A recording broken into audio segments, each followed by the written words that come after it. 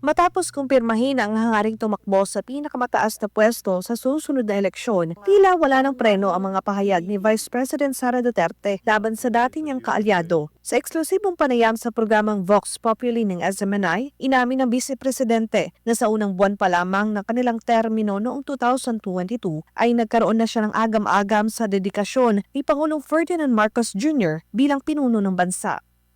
Napansin ko na wala talaga siyang sinseridad sa trabaho.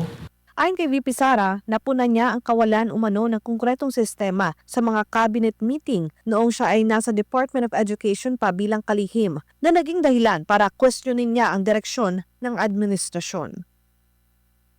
Noong una, pag-upo namin, nagpapatawag siya ng meeting. Meron kaming mga cabinet meetings. At napapansin ko dun sa cabinet meetings, wala bang structure ba na ano ang problema, pag-uusapan natin at pag-iisipan natin ang solusyon.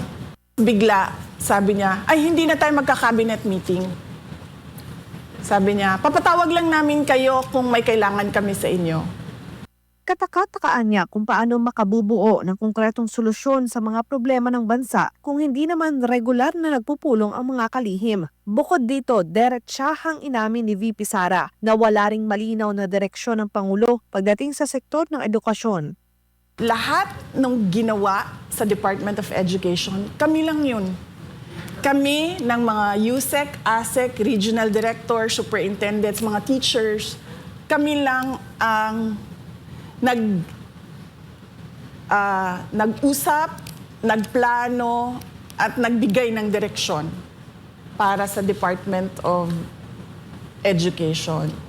Bukod sa sistema ng pagtatrabaho, idinaing din ni VP Sara ang kakulangan ng aksyon ng Pangulo sa isyu ng classroom shortage. Ayon sa Vice Presidente, inilapit na niya ang reklamo tungkol sa umunoy panghihimasok ng ilang mambabata sa pondo ng DepEd. Ngunit hindi anya ito binigyang pansin ng Pangulo.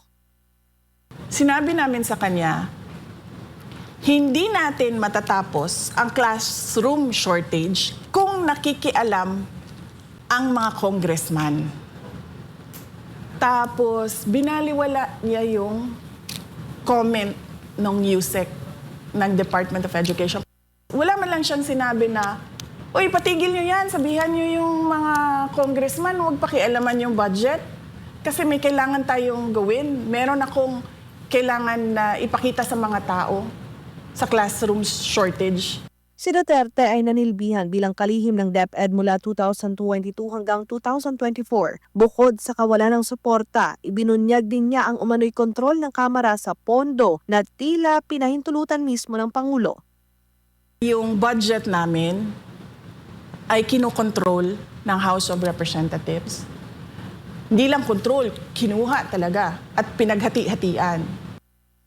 Masasabi ko na pinapabayaan ni BBM dahil nung sinabi namin sa kanya during a cabinet meeting, classroom shortage, pinapakialaman yung budget, binaliwala niya yung tanong or yung sinabi namin. So ibig sabihin, meron siyang, kumbaga, approval, implied approval doon sa ginagawa.